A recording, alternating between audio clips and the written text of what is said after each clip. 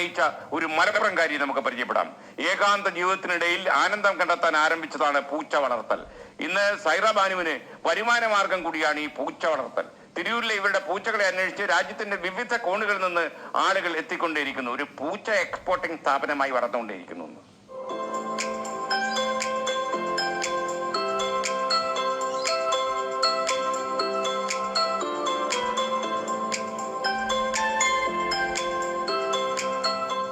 16 വർഷം മുൻപ് പൂച്ചയിൽ നിന്ന് തുടങ്ങിയ സൈറ ബാനുവിന്റെ പൂച്ച പ്രണയം ഇന്ന് 36 പൂച്ചകളിൽ എത്തി നിൽക്കുന്നു. പൂച്ചകളിൽ അധികവും പേർഷ്യൻ പൗരന്മാരാണ്. Extreme punch, full punch, semi punch, doll face എന്നിങ്ങനെ നീളുന്നു പൂച്ചകളുടെ നീണ്ട നിര. ഇവയിൽ 2 ലക്ഷം രൂപ വിലയുള്ള ബഡിയാണ് വീട്ടിലെ കേമൻ. ആദ്യമൊക്കെ ഓമനകളായി വളർത്തിയിരുന്ന പൂച്ചകൾ പെറ്റുപെരുകിയതോടെ ഇവരുടെ പരിചരണം വലിയ പ്രയാസമായപ്പോഴാണ് ആവശ്യക്കാർക്ക് കുട്ടികളെ വിൽക്കാൻ തുടങ്ങിയത്.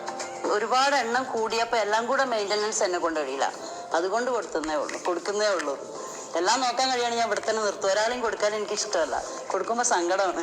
ഫുൾ ടൈം ഇവരോടൊപ്പം തന്നെ. പൂച്ചകളോടൊപ്പം ബേർഡും ഉണ്ടല്ലോ, അവരോടൊപ്പം തന്നെ ഭയങ്കര സന്തോഷമാണ്.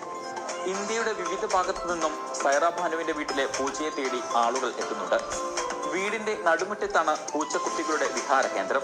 പൂച്ചകൾക്കുള്ള കുഞ്ഞു വീടുകളും കളിപ്പാട്ടങ്ങളും നിറഞ്ഞ ഭാനുവിന്റെ വീട്ടിൽ പുതുതായി ആഫ്രിക്കൻ ഗ്രേ പാരറ്റും അതിഥിയായി എത്തിയിട്ടുണ്ട്.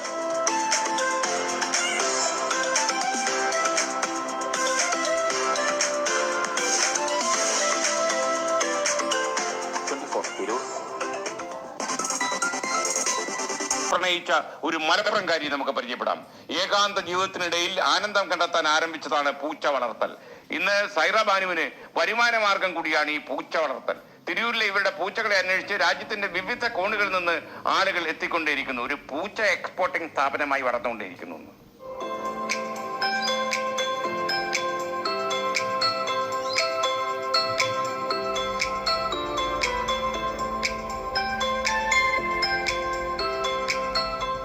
16 വർഷം മുൻപ് പൂച്ചയിൽ നിന്ന് തുടങ്ങിയ സൈറ ബാനുവിന്റെ പൂച്ച പ്രണയം ഇന്ന് 36 പൂച്ചകളിൽ എത്തി നിൽക്കുന്നു.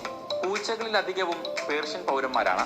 Extreme punch, full punch, semi punch, doll face എന്നിങ്ങനെ നീളുന്നു പൂച്ചകളുടെ നീണ്ട നിര. ഇവയിൽ 2 ലക്ഷം രൂപ വിലയിൽ